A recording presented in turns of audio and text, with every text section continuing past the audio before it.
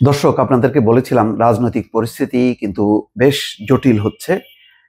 সেটা জামাতের সাথে প্রধান উপদেষ্টার ডক্টর মোহাম্মদ ইউনূসের বৈঠকের পর জামাত যে ব্রিফিং দিয়েছে, সেই ব্রিফিংয়ে খুবই সিগনিফিকেন্ট কয়েকটা কথা তিনি বলেছেন। খেয়াল করবেন, এই কথার মধ্য দিয়েই কিন্তু বোঝা যাচ্ছে যে অনৈক্যটা কত দূর।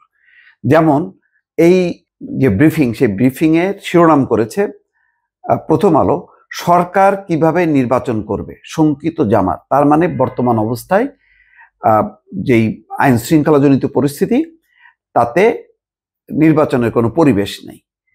যেমন প্রথমেই বলছে, চাঁদাবাজি নিয়ন্ত্রণ করতে না পারা অন্তর্বর্তী সরকার কিভাবে এত বড় নির্বাচন পরিচালনা করবে, একটা বড় কোশ্চেন মার্ক কিন্তু ডেকে দিল।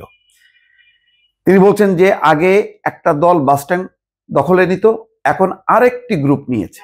অন্তর্বর্তী সরকারকে দখলদারদের বিরুদ্ধে ভূমিকা নিতে দেখা যায়নি। তার মানে ইঙ্গিতটা পরিষ্কার, ইঙ্গিতটা কিন্তু বিএনপির দিকেই। এখানে শুধু নামটা নেই, কিন্তু পরিষ্কার যে বিএনপির দিকে ইঙ্গিত করে বলছে যে তারা দখলদার, তারা চাঁদাবাজি করছে, সেটা নিয়ন্ত্রণ করতে পারছে না সরকার। তার মানে নির্বাচনের পরিবেশ নেই। খেয়াল করেন, সেখানে উপদেষ্টা, শিল্প উপদেষ্টা আদিলুর রহমান খান এবং নিরাপত্তা উপদেষ্টা খলিলুর রহমান ছিলেন।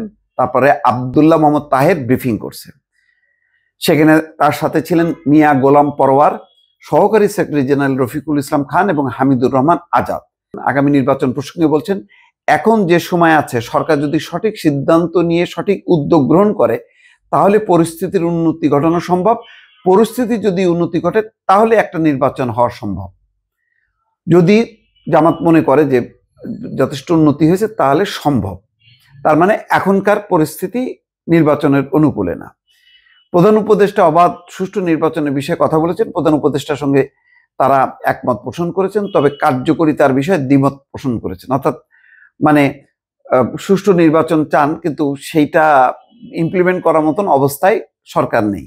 তিনি বলছেন, দেশ একটি নীল নকশার নির্বাচনের দিকে যাচ্ছে কিনা সেই বিষয়ে জনমনে প্রশ্ন তৈরি হয়েছে।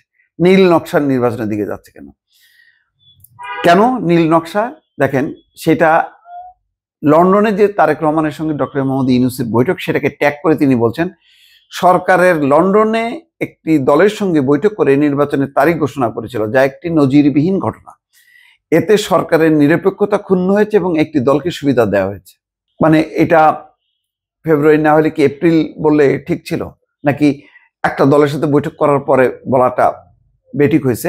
এটা প্রশ্ন সাপেক্ষ। যদিও প্রথমে জামাত কিন্তু 3 বারের কথাই বলছে, ডিসেম্বরে হলেও আপত্তি নেই, বলছে রমজানের আগে ভালো হলে ভালো হয়, আবার যখন এপ্রিলের কথা বলছিল তাতেও আপত্তি নেই। ফলে জামাতের কিন্তু 2-3টা ডেট আছে, কিন্তু লন্ডনের বৈঠকটা তারা আগেও আপত্তি জানিয়েছে, এখনো এই প্রধান উপদেষ্টার সাথে বৈঠকের পর আবার সেই প্রসঙ্গটা তারা তুলে ধরলো। জুলাই ঘোষণাপত্রের দিনে 5ই আগস্ট নির্বাচনের তারিখ ঘোষণা করাটা কোনো চাপে পড়ে করা হয়েছে। দেখেন, বলছেন যে চাপে পড়ে নির্বাচনের তারিখ ঘোষণা করা হয়েছে। এখানে একটা চাপ আছে। সরকারের উচিত ছিল জুলাই সনদের ব্যাপারে স্পষ্ট সিদ্ধান্ত নেওয়ার পর নির্বাচনের রোডম্যাপ এবং তারিখ ঘোষণা করা। তার মানে এখানেও 5 তারিখে নির্বাচনের তারিখ ঘোষণা করাটা ঠিক হয়নি। জাতীয় পার্টিকে নিষিদ্ধ করা নিয়ে বৈঠকে কোনো আলোচনা হয়েছে কিনা বলছেন যে নুরুল হকের উপর হামলা ষড়যন্ত্র অনেক গভীরে, এবং বলছেন যে জাতীয় পার্টির বিষয়ে, আওয়ামী লীগের বিষয়ে যে সিদ্ধান্ত নেওয়া হয়েছে, জাতীয় পার্টির বিষয়ে একই সিদ্ধান্ত নেওয়ার কথা তারা বলেছেন। কার্যক্রম নিষিদ্ধ, কিন্তু সেটা তো বিচার পর্যন্ত কার্যক্রম নিষিদ্ধ, একেবারে তো নিষিদ্ধ করা হয়নি। কিন্তু তারা বলছে যে জাতীয় পার্টির বিষয়ে একই সিদ্ধান্ত নেওয়ার দরকার ছিল। জাতীয় পার্টির কি গণহত্যা? ওইটা তো গণহত্যা সংক্রান্ত ছিল। এখানে কোন সংজ্ঞায় সংজ্ঞায়িত করা হবে? অনেকগুলো প্রশ্ন কিন্তু থাকলো এই কথার প্রেক্ষিতে। আরো ভেতরে অন্য কোনো কথা হয়েছে কিনা জানা যায়নি, কিন্তু বোঝাই যাচ্ছে যে অনেকগুলো আলোচনা আছে যেটা বিএনপিকে টার্গেট করে, বিএনপিকে উদ্দেশ্য করে, বিএনপির সঙ্গে যে একটা মতবিরোধ আছে, মতদ্বৈততা আছে, এবং নির্বাচনের যে এখন অনুকূল পরিবেশ না, নির্বাচনের রোডম্যাপ ঘোষণা করা, তারিখ ঘোষণা করা, সবকিছুতেই জামাতের আপত্তি।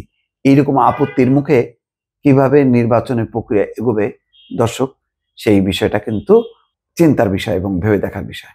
ভালো থাকবেন। আল্লাহ হাফেজ।